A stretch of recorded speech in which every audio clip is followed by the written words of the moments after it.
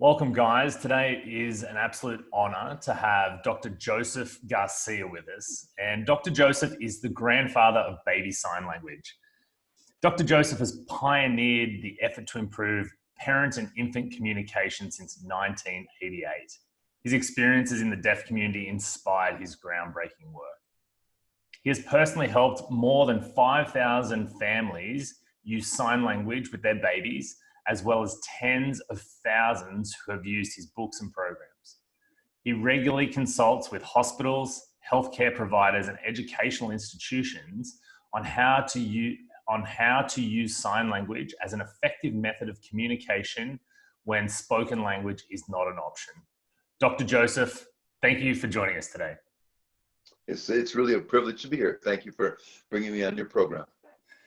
Now, the most serendipitous thing about this for me was with my 18-month-old, I'd heard about baby sign language, and we started probably around 6 months of age with some of the basic signs.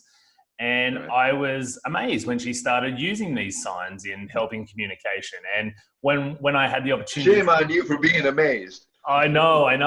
It's, and then when having the opportunity to actually meet you and speak to you, I put two and two together. I'm like, oh this is amazing. This is the gentleman that has pioneered this. And so I'm just really blessed and honored because I know for the dads out there, learning to understand our children, at the youngest age possible, when that verbal communication, which we're so accustomed to, isn't there yet, can really change that relationship between a father and their child. And that's just one of the aspects of it, sure, of course. Yeah. Yes. I'd love to understand, Joseph, give us a little bit of a background on how you ended up in this space and sort of that evolution to, baby sign language.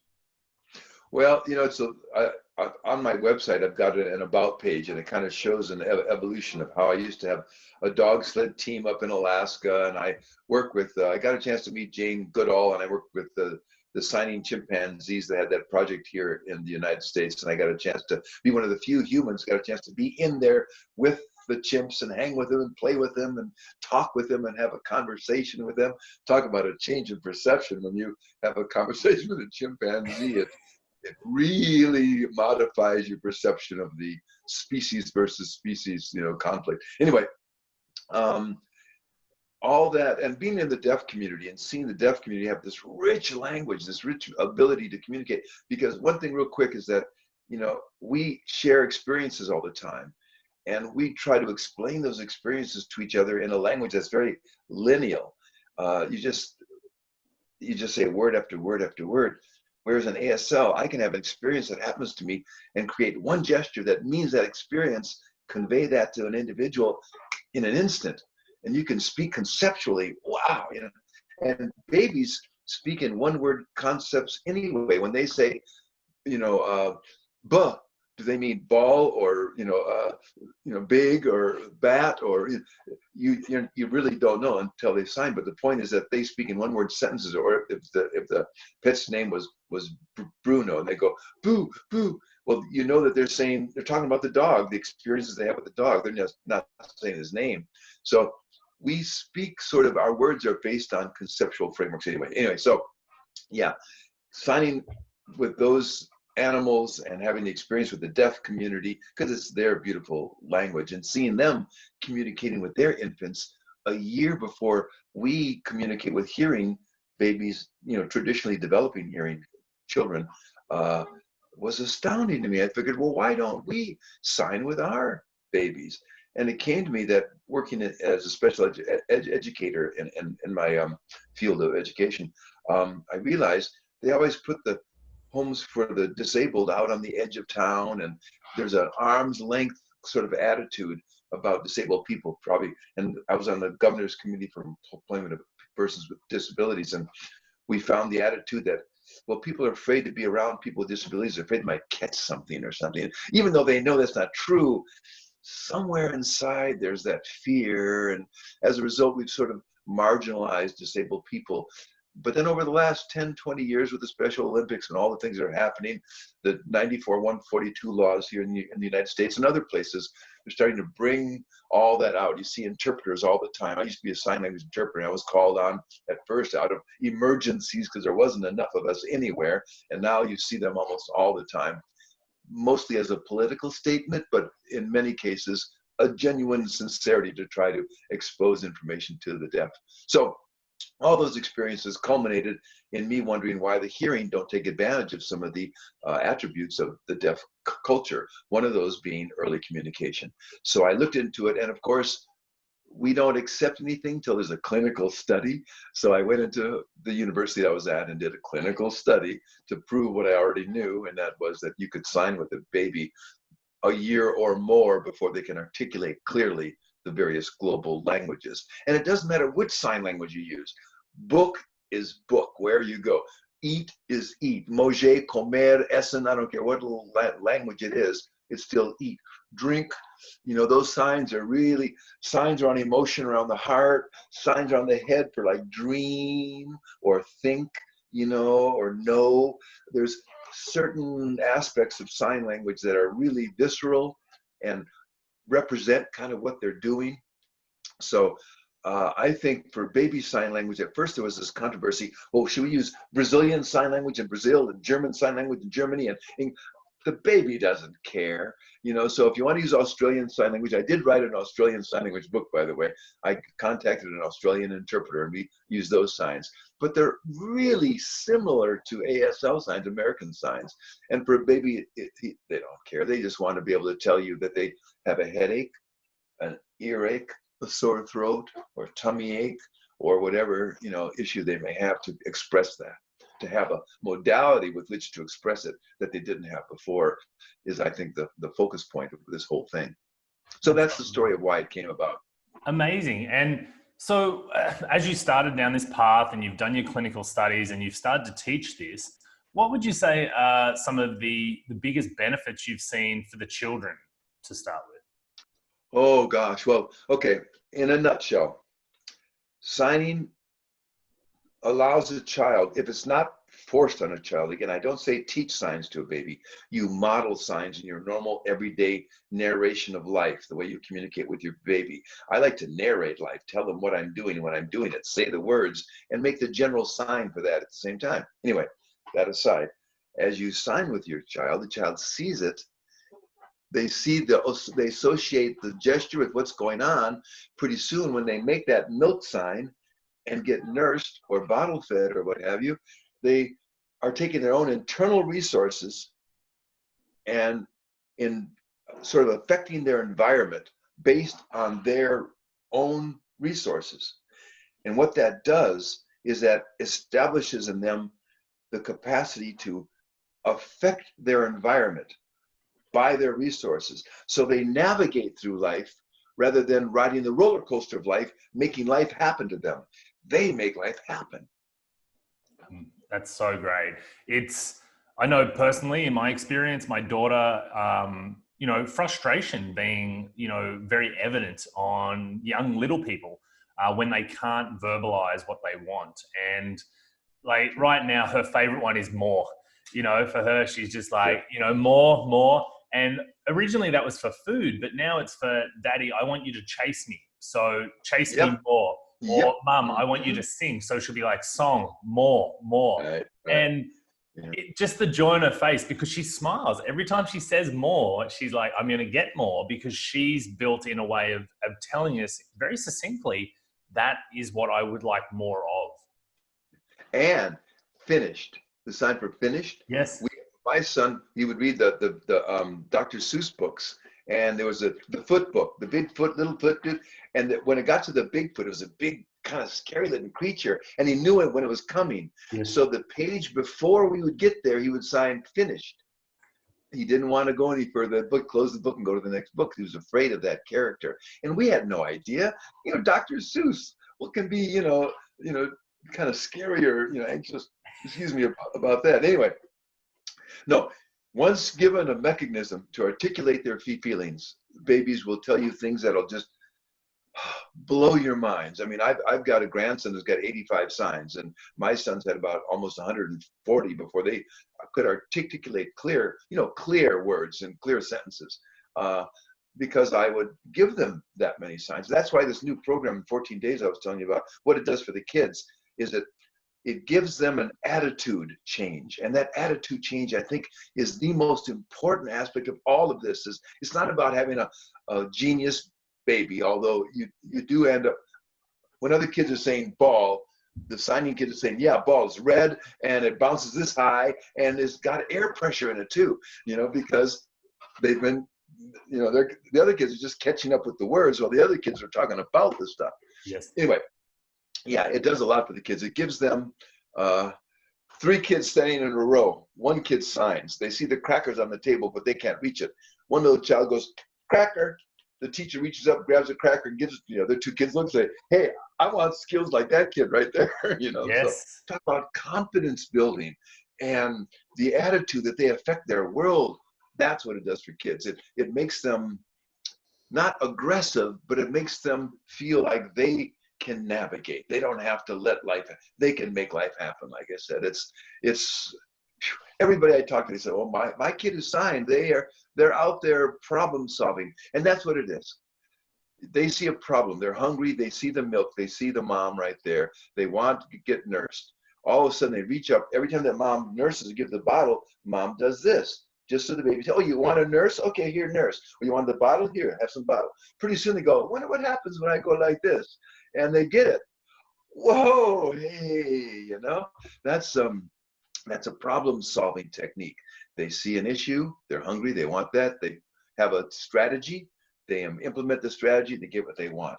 That sets in pace during this important cultural imprinting stage of the first 3 years of life, to be able to have those strategies developed before they can even say their first word. There's problem solving. They're using signs to affect their environment.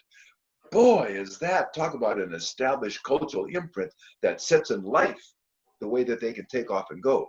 That's what I think it does for kids. Absolutely amazing. We talk about that a lot in the course, the importance of the first 3 and then 7 years of life. And through our chats, I can see more and more how being able to, as you said, problem solve or communicate in those earlier years, we're starting to be empowered from a younger age. Mm-hmm. I believe that communication breeds safety as well, because they're able to communicate their needs rather than feeling, are my needs being heard? One thing that we're all about belief and perception shifts here with a dad's presence. And I think one of the ones that I'd love your perspective on is the terrible twos. I believe personally that that's a belief structure through society, when really it's just a time of massive growth and change for a child. And if they have the tools to communicate, we're not going to see it as terrible. We're just going to see it for what it is, which is a massive expansion in their intelligence and their capacity. Exactly right. Yep. Yeah, they know but cannot express. Simple as that. And they know. I don't want to get too technical, but the aspects of learning stages and how it's developed have radically changed now that we have a first time ever perceived or a view into the cognitive processes of a very young child through signing that we didn't have before. So we're finding out, especially you're talking about the terrible 2s and 3s. I can, not clinically, but anecdotally, by thousands of being at the center of this thing for the last 25, 30 years, is that it will reduce the amount of tantrums and it will shorten the length of a tantrum if you can communicate through sign, because it's hard to talk or even do anything when you're crying. But when you can sign at the same time, even the baby who can sign B, that they got stung, the mother didn't know it. Now she can start looking for a sting, and that kind of, I have a list so long that you wouldn't believe the things that babies have told parents through sign, that everything stopped from a life-altering situation to just simple little things that make all the difference in the world. But the point is, if you're frustrated and you can't express yourself, yeah, it causes a lot of issues. But when you can express yourself, like I said, I've got mothers telling me, I've had 3 kids. I didn't sign with the first one, but I did with the second and the third. And I know personalities are different, but the tantrums, the amount and the duration, some say 60 to 80% easy, some more than that. Some says, what terrible twos. I don't understand what people are talking to. When my problem baby had, I mean, yeah, they fall and hurt themselves and cry, but we never really had a tantrum based on lack of communication, which is 90% of all other tantrums, because you want a cookie? Are you hungry? You want your diaper dirty? You don't know what's going on. You're trying to force feed stuff on the kid of what you think is wrong or what's going on.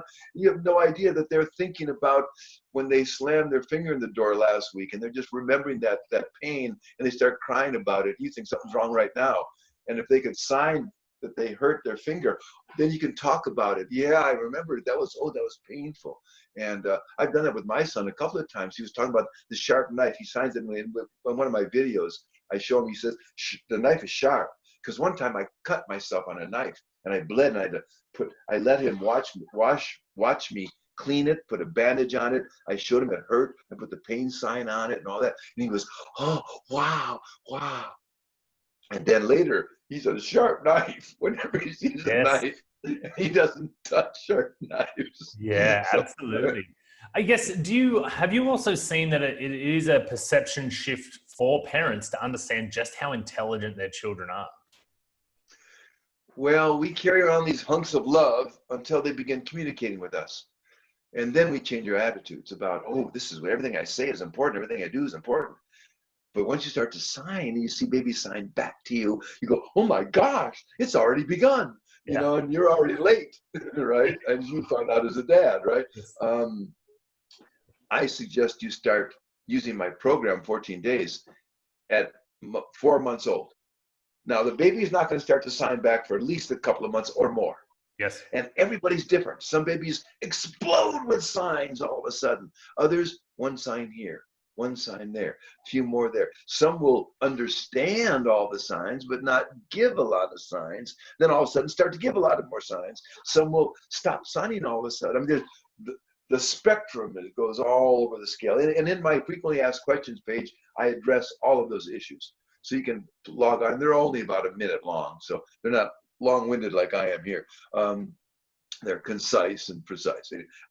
Anyway, yeah. Your question, to answer your question there, and what was the question again? Just about the perception that our babies aren't as, like, we talked about this the other day. Oh, smart. I totally believe yeah. Oh, God. Yeah, they come in at genius levels. It'll knock your socks off. Just say that. It's just, there's the intelligence level on every child is different. The way they express intelligence is different. If nothing else, that's the most important thing to understand. Don't compare your child to anyone else for at least the first 32 years of life. Then you can start kind of looking at them, but I'm really against comparing. Don't teach please and thank you, because children don't understand etiquette or gratitude till at least 32 again, but about 4 or 5 years old, they can understand empathy. You can teach sorry when you actually step on a toe or hurt someone. Oh, I'm sorry, and show empathy, and that's fine.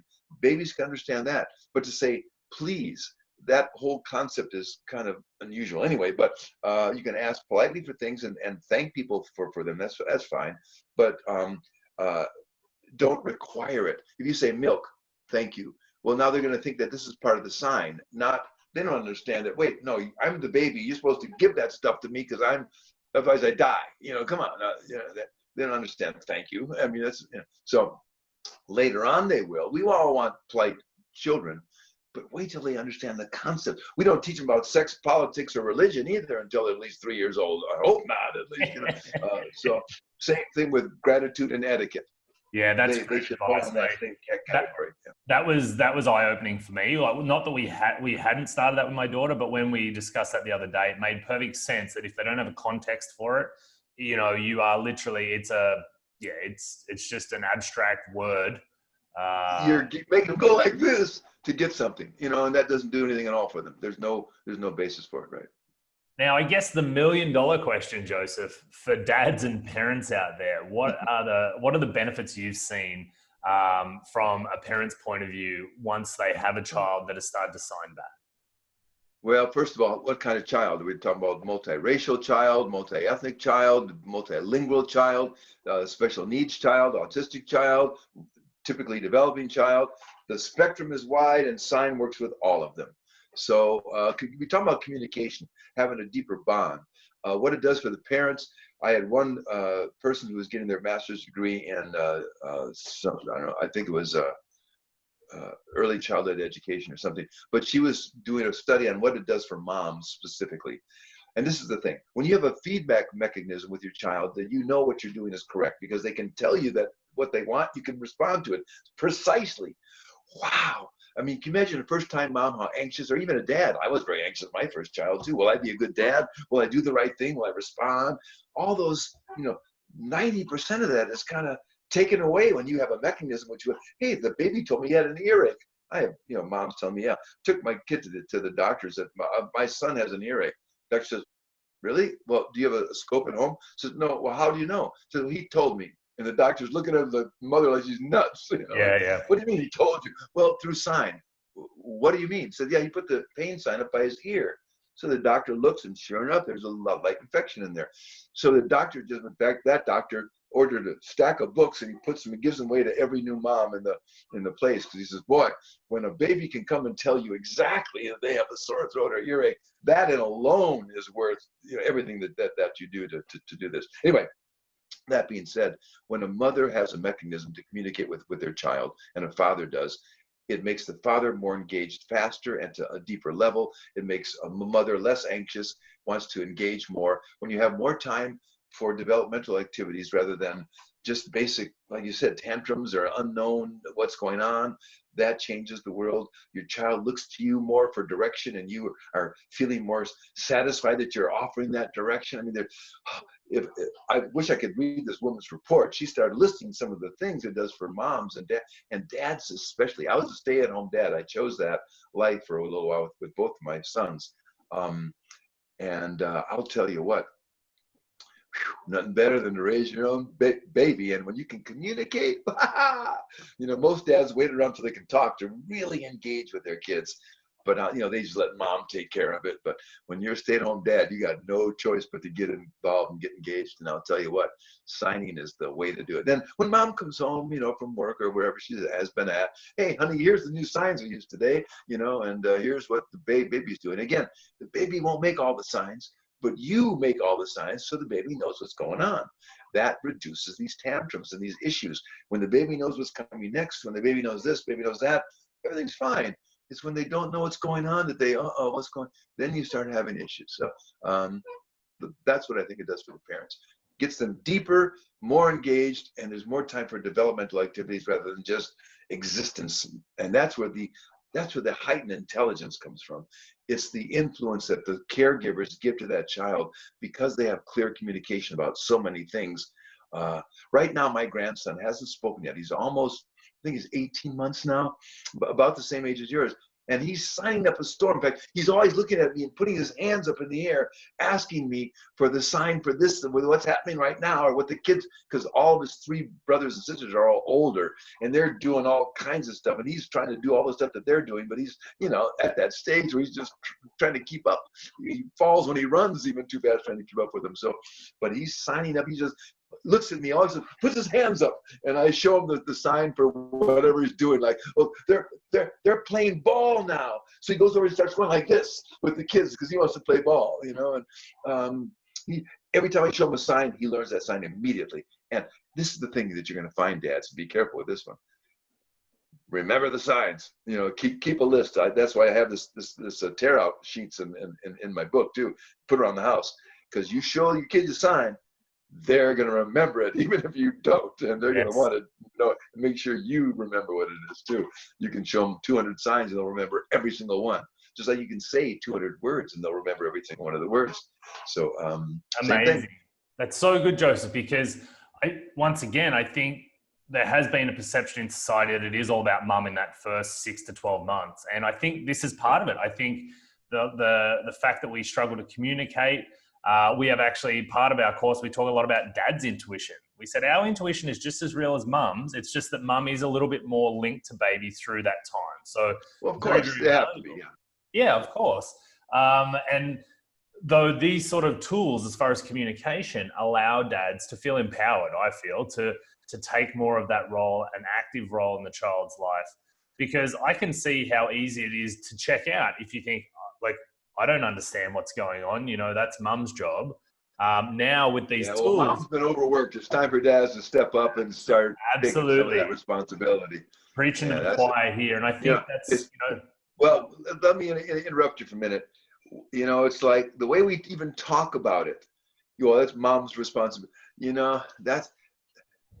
Moms are endowed with mammary glands, which really make a big difference. But they're so overworked with everything that they have to do to take care of that child. Every time the dad can step in and give them a break to do something that they need to do is going to be a benefit to humanity in general. And we need to start seeing it in those terms, that this is their child, not her child, and that perception, again, we need to make this shift. And signing is one of those tools, like you say, that will allow a dad to step in and take over and not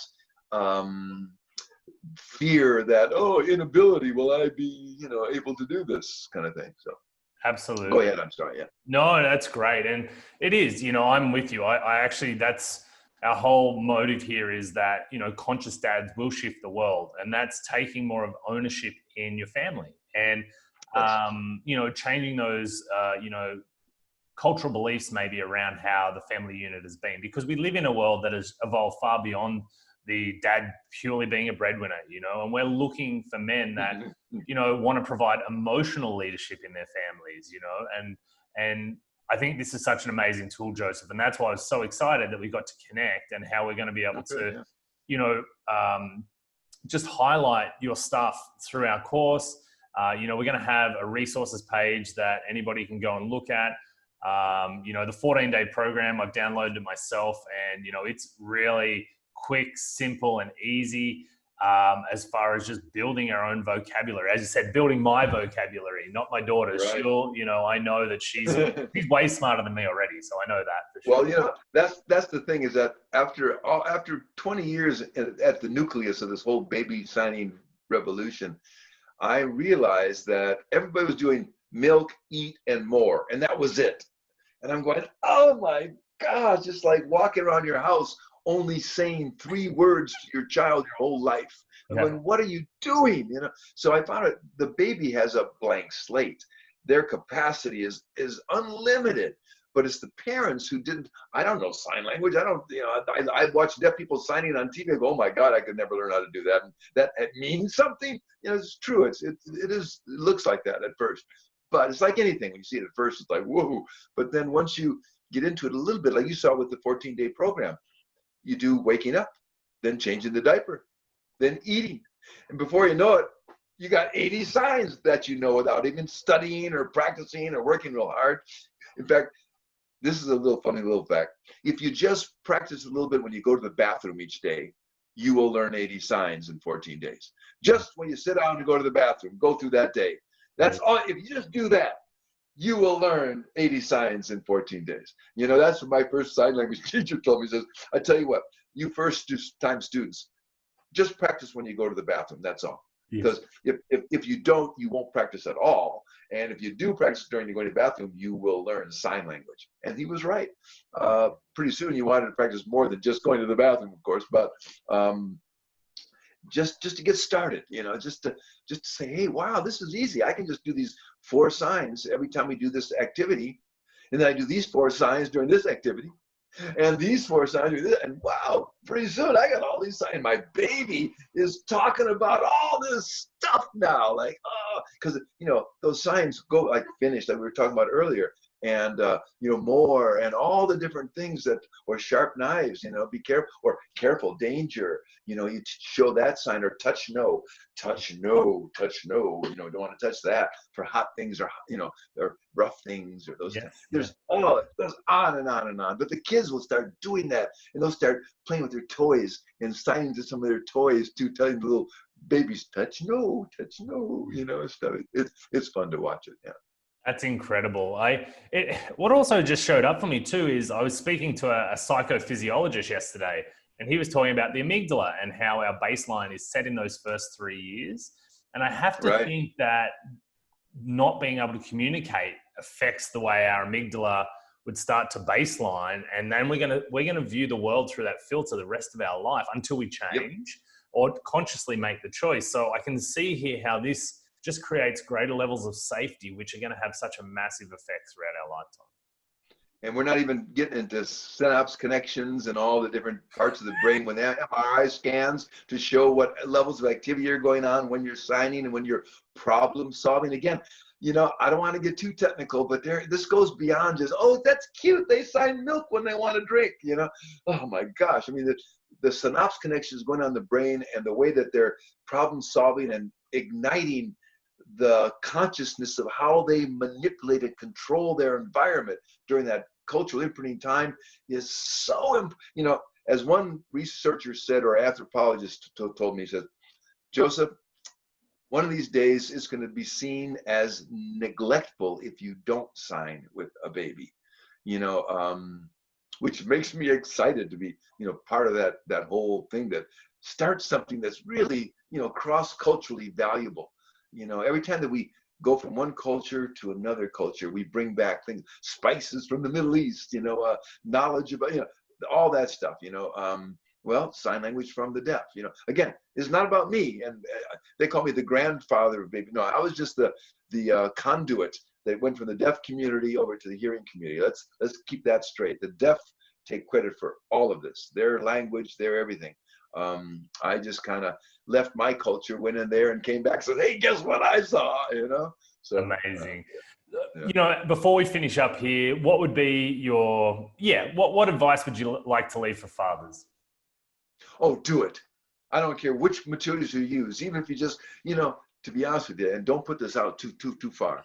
If you just go through my whole website, you almost have enough information to start doing what you need to do without anything else, But I tried to make my stuff so, how would you say, accessible that anybody can do it, and that 14-day program was designed exactly for busy people and dads who want to, or moms too, who want to, any caregiver who wants to get out there and do it, and yeah, the most important thing to say, don't teach signs to babies. Model them, narrate your life verbally and with signs as you do things. Sometimes quiet, sometimes with words, doesn't matter. But do that on a regular basis so that the babies always see it. Then they can problem solve and use their own internal resources in order to navigate through life. And that's what makes the difference, rather than just forcing a certain corral around them or making them do certain things, or you never want to do that. You want to let them find the treasure, let them go on the journey, let their minds do it. You already know stuff. In fact, you've got so many filters and corrals around you, you're the one who's holding them back, so just keep that in mind. Excellent. Now, as I said, I'm gonna have all the links and all the relevant materials in our website, as well as below. But if people want to check out more, drjosephgarcia.com is probably the best place to start. Yeah, and you can also go to, I think, baby sign language in 14 days. But you have to have that in 14 days. Otherwise, even though mine was the first book on baby sign language long ago, now there's a dozen copycats out there. People said, well, I want to do my book too, kind of thing, but they don't have the research at the time or the real understanding of what's really going on. And that's why I give that information on the website. So I don't sell it, I give it away, because I think people need to understand these fundamental issues no matter what resources they use. Absolutely. Well, thank you so much for your time again today. And to all the dads out there, I challenge you, go out and be the leader in your household when it comes to baby sign. You'll impress your wife. And, as soon as you start communicating, oh yeah, if you're communicating at a higher level with her, she's going to have to up her parenting game when it comes to signing with baby too. So, there's a massive opportunity here for people that are willing to take that little bit of bathroom time, invest in themselves regularly, and honestly, your children and your family are going to thank you for it.